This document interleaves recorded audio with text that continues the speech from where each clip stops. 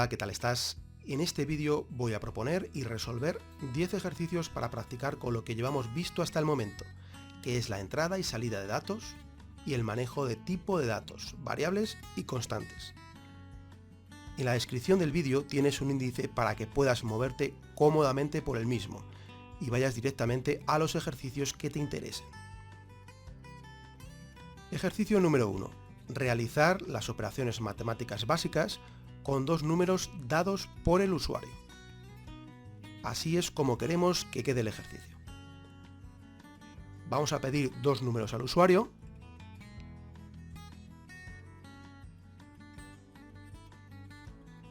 Y luego aparecerá el resultado de sumarlos, restarlos, multiplicarlos y dividir el primero entre el segundo. Veamos el código. Comenzamos poniendo la cabecera de la librería IOStream, que recuerda vamos a utilizar para la entrada y salida de datos estándar, y el espacio de nombres std. Ya dentro de la función main declaramos dos variables del tipo float, flotante. Después pedimos al usuario el valor de los dos números, almacenándolos en las variables número 1 y número 2. Después mostramos 4 mensajes por pantalla indicando el resultado de la suma, la resta, la multiplicación y la división de los números. Finalizamos la función main y el programa con la sentencia return 0, que como sabes es optativa. Ejercicio número 2, en el que se pide calcular el precio con IVA de un artículo sabiendo el precio sin IVA. Por si no lo sabías, el IVA es un impuesto español que se impone a los productos y servicios. Así queremos que funcione el programa. Pedimos al usuario el precio sin IVA del artículo y posteriormente mostramos por pantalla el precio del mismo incluyendo el IVA. Veamos el código. Comienzo con la biblioteca IOStream y espacio de nombres std, que ya sabes para qué se usan. Después declaro una constante para el IVA. Recuerda que las constantes son tipos de datos que no van a haber alterado su valor a lo largo del programa. Ya dentro de la función main declaro la variable precio sin IVA como float. Fíjate en el uso del estilo lower camel case del identificador, con las iniciales de las palabras en mayúscula, a excepción de la primera palabra. Después pido al usuario el valor del artículo antes de impuestos y lo guardo en la variable que acabo de crear. En esta sentencia declaro una variable llamada precio con IVA y le asigno como valor el resultado de una operación matemática que corresponde con lo que queremos calcular, es decir, el precio del artículo con IVA. Fíjate en que los identificadores de las variables explican muy bien por sí mismos lo que almacenan. Eso mejora mucho la legibilidad del código. Para finalizar el programa, muestro el resultado por pantalla. Vamos con el ejercicio número 3, que es un conversor de dólares americanos a euros. Se pretende que el funcionamiento sea el siguiente. Se pide al usuario el valor en dólares y después se devuelve convertido en euros. Vamos a ver el código. Biblioteca IOStream y espacio de nombres, ya sabes. Aquí declaro una constante de tipo float con el nombre dólar a euro, donde guardo el factor de conversión, que en el momento de la grabación del vídeo es de 0,82. Es decir, un dólar son 0,82 euros. Ya dentro de la función main declaro la variable valor dólares de tipo flotante.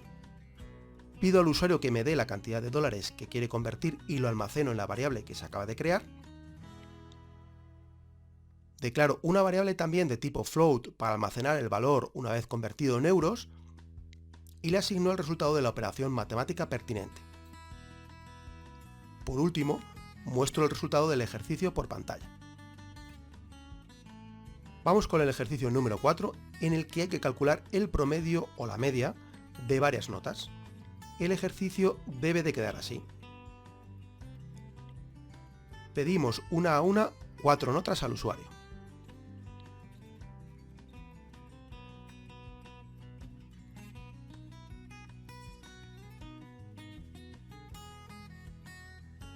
Posteriormente, mostramos el promedio en un mensaje por pantalla. Vamos al código. Como siempre, tenemos primero la cabecera de la biblioteca IOStream y el espacio de nombres std. Ya dentro de la función principal, declaro 4 variables de tipo float en una misma sentencia, separando los identificadores por comas. Después pido al usuario una a una las notas y las guardo en las variables previamente creadas. En esta línea declaro una variable suma notas y le asigno el resultado de sumar las 4 notas que me ha dado el usuario. Una vez más, fíjate cómo el identificador de la variable explica por sí mismo el dato que está almacenando. Por último, muestro el resultado del ejercicio por pantalla, que es el promedio de las 4 notas y que calculo dividiendo la suma de las mismas entre 4. Ejercicio número 5. Calcular el perímetro de un triángulo rectángulo dados los catetos. En este ejercicio tendremos que realizar potencias y raíces cuadradas. Para ello hay que incluir la biblioteca cmat, que contiene las funciones sqrt, square root, que devolverá el valor de la raíz cuadrada del valor que se le pase como argumento, es decir, que se escriba dentro de sus paréntesis. Por ejemplo, aquí devolvería la raíz cuadrada del valor resultante de la operación. Y la función pow, potencia, que devolverá el valor de la potencia resultante de elevar el primer argumento que se le proporcione al segundo. Aquí, por ejemplo, devolvería el valor resultante de elevar la variable número a 3. Bueno, pues el ejercicio debería de quedar así. Pedimos al usuario el valor de los 2 catetos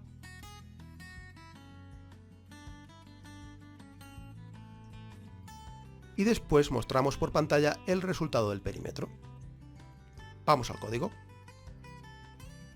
Incluimos las cabeceras de las bibliotecas que se van a usar, IOStream, como ya sabes, para la entrada y salida de datos estándar, y cmat para la potencia y la raíz cuadrada. Declaramos que vamos a usar el nombre de espacios std, como también es habitual. Dentro de la función principal declaro las variables cateto1 y cateto2 como tipo de coma flotante. Pido al usuario que proporcione el valor de los 2 catetos y los almaceno en las variables que acabo de crear.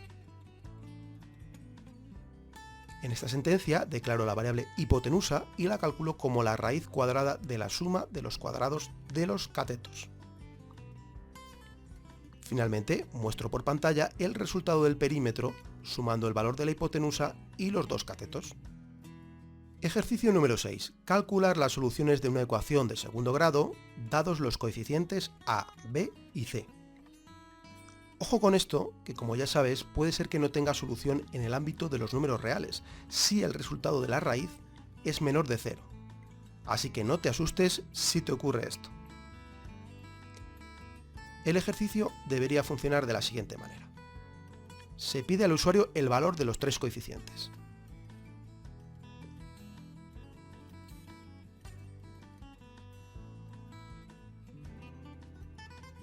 Y se muestran los resultados por pantalla.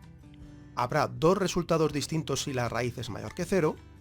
Si es igual a 0, los 2 resultados tendrán el mismo valor. Veamos el código. Incluyo las 2 bibliotecas que necesito, IOStream y cmat, y el espacio de nombres std. Dentro de la función principal creo 3 variables tipo float para los coeficientes. Pido al usuario el valor de los coeficientes y los almaceno en las variables creadas.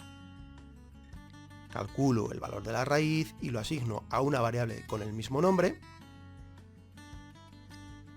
Calculo las 2 soluciones, cuidado aquí con la prioridad de los operadores. Yo te recomiendo que hagas uso de paréntesis para controlar este asunto y no llevarte una sorpresa por un cálculo erróneo. Y por último, muestro por pantalla las 2 soluciones. Ejercicio número 7. Intercambiar el valor de 2 números. Es este un ejercicio bastante interesante, porque esto se va a utilizar posteriormente en ejercicios más complejos. El ejercicio debería funcionar así. Pedimos al usuario el valor de los 2 números,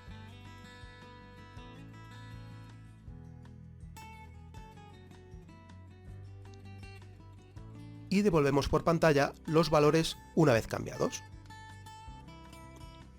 Vamos al código. Biblioteca IOStream y espacio de nombres como es habitual. Dentro de la función principal creamos dos variables para los números. Le pedimos al usuario que nos dé los valores de esos números y los guardamos en las variables creadas. Después creo una nueva variable que he llamado número guardado, a la que le asigno el valor de la variable número 1.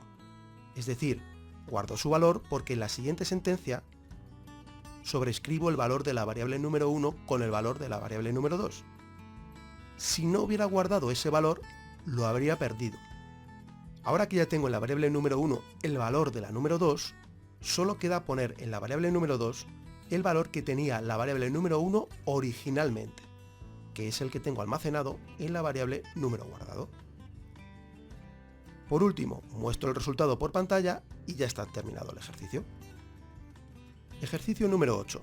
Obtener las unidades de un número entero. Este es un ejercicio muy corto, muy sencillo, pero que nada más comenzar a programar no suele resultar tan evidente. Vamos a ver cómo debe de funcionar.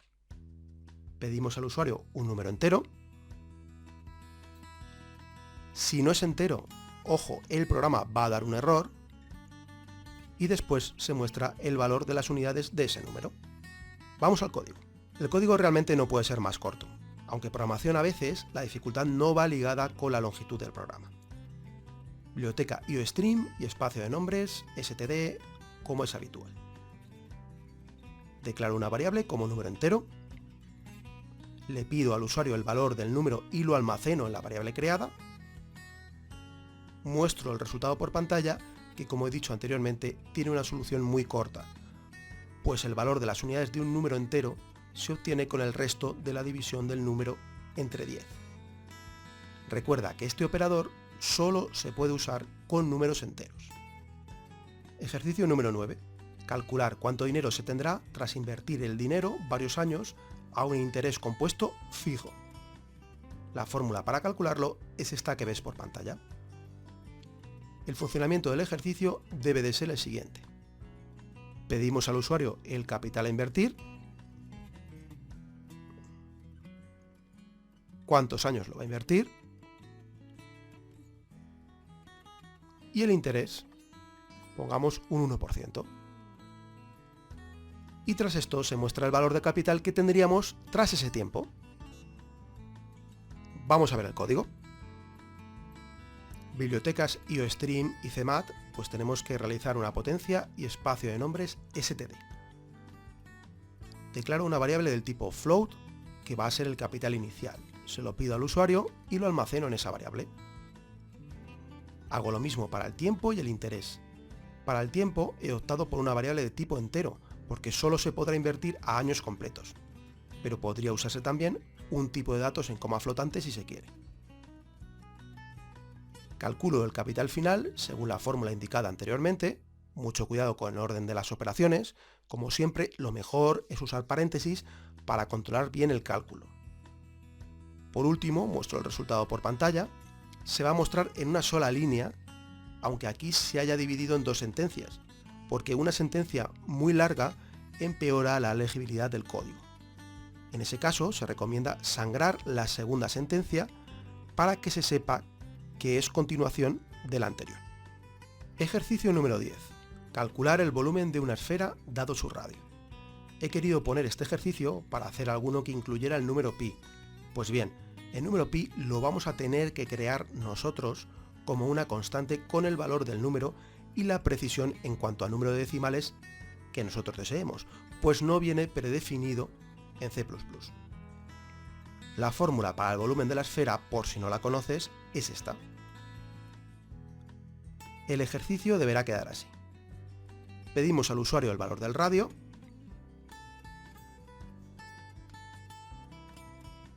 y nos devuelve el valor del volumen de la esfera. Vamos al código. Incluyo las librerías necesarias y el nombre de espacios std. Creo la constante pi. Yo le he puesto 5 decimales. Creo que suficientes para los propósitos del ejercicio. Si queremos más de 6 decimales, habría que usar double en vez de float. Creamos la variable radio de tipo float. Le pedimos al usuario su valor y la almacenamos. Creo la variable volumen a la que le asigno el valor del resultado de la fórmula indicada con anterioridad. y por último muestro el resultado por pantalla. Bueno, pues con esto es suficiente por ahora. No te pierdas el siguiente vídeo en el que vamos a ver los condicionales. Y mientras tanto, que vaya todo muy bien. ¡Hasta luego!